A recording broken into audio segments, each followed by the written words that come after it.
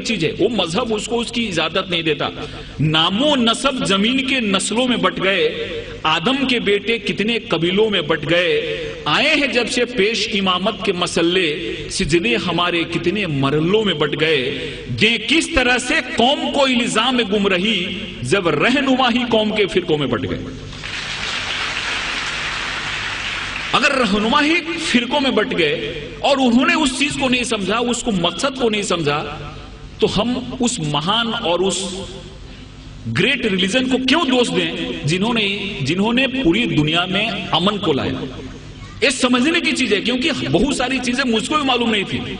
میرے بھی من میں بہت سارے مس انڈرسٹینڈنگ تھے۔ جب میں نے اسلام کو پڑھا اور اسلام جاننے والوں سے چرچا کی تو میرے من میں بہت سارے مس انڈرسٹینڈنگ تھے، وہ مس انڈرسٹینڈنگ دور ہو گئے۔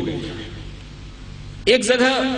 ایسی آیت آئی ہے جہاں پہ کہا گیا ہے کہ اس دنیا کی کوئی بھی ایسی جگہ نہیں ہے جہاں پہ ہم نے اپنے نبی اور رسول نہ بھیجا۔ 1,24,000 ہم نے اپنے نبی رسول دنیا میں بھیجے، جس میں سے 25 کا نام قرآن میں آیا ہے۔ دنیا کی کوئی بھی ایسی جگہ نہیں ہے جہاں پہ ہم نے نبی رسول نہ بھیجے ہو، اور پوری دنیا جو ہے وہ خدا کی بنائی ہوئی ہے، اس لیے خدا کے لیے ایک شبد یوز کیا گیا ہے۔ گاڈ جو ہے، خدا جو ہے وہ رب العالمین ہے، اور پروفٹ محمد جو ہیں وہ رحمت العالمین ہے۔ خدا ہر ایک کے لیے، پروفٹ محمد کا جو سندیش ہے وہ کسی ایک ویکتی کے لیے نہیں ہے، ایک ملک کے لیے نہیں ہے، ایک انسان کے لیے، پوری دنیا کے لیے، کیونکہ ہر ایک welfare of the whole humanity اس چیز میں آتی ہے۔ اس لیے اس چیز کو جب ہم سمجھتے ہیں، اس چیز کو ہم اپنے ذہن میں لاتے ہیں، تو ہم کو ایسا لگتا ہے کہ اسلام جو ہے، اسلام کا جو مین، جس کو ہم گابھا مراٹھیوں بولیں، ایسنس بولیں،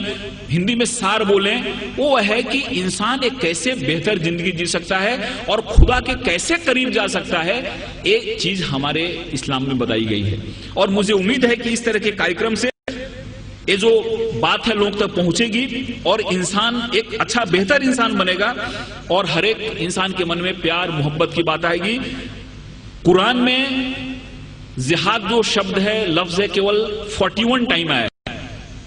لیکن اور جو چیزیں ہیں،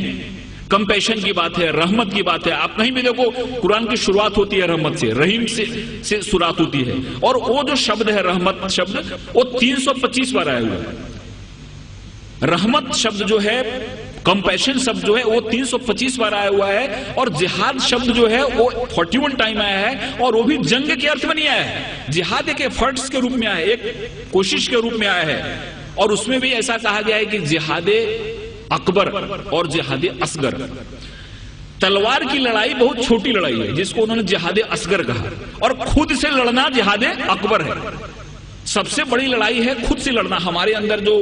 وکار ہیں، ہمارے اندر جو دوش ہیں، ہمارے اندر جو خامیاں ہیں، ان خامیوں سے لڑنا سب سے بڑی لڑائی جس کو جہاد اکبر کہا، اور تلوار کی لڑائی چھوٹی لڑائی ہے، اس لڑائی کو بہت زیادہ ترجیح نہیں دی، وہ جہاد اصغر ہے۔ اس لیے بہت ایسی چیزیں ہمارے سامنے آتی ہیں جن چیزوں سے ایسا لگتا ہے کہ اسلام نے دنیا کو کیا دیا، لیکن کچھ لوگوں نے جان بوجھ کے اس کو پھیلایا، کچھ لوگوں نے سمجھا اس کو نہیں، کچھ لوگوں نے سمجھایا نہیں، اور مجھے امید ہے کہ جس حساب سے اسلامک ریسرچ سینٹر نے اسلام کو بڑے ہی سائنٹیفک ڈھنگ سے سامنے لایا ہے، ان کی کتابیں بھی جو نکلی ہیں، وہ کتابیں جب کوئی آدمی پڑھتا ہے تو اس کے من میں ایک صحیح پکچر آتا ہے، کہیں بھی کسی کے بارے میں نفرت نہیں، کہیں بھی کسی کے بارے میں من میں ودویش یا دشمنی پیدا نہیں ہوتی۔ اس لیے میں خدا سے دعا کرتا ہوں کہ ان کا یہ جو مقصد ہے وہ کامیاب ہو، ہمارے ہندوستان میں، پوری دنیا میں امن پھیلے، قومی ایکتا پھیلے، قومی آہنگی پھیلے، اور اس شبدوں کے ساتھ میں آپ سے ودا لیتا ہوں کہ محبت سے کرو آغاز تو اجنبی بھی قریب آتے ہیں،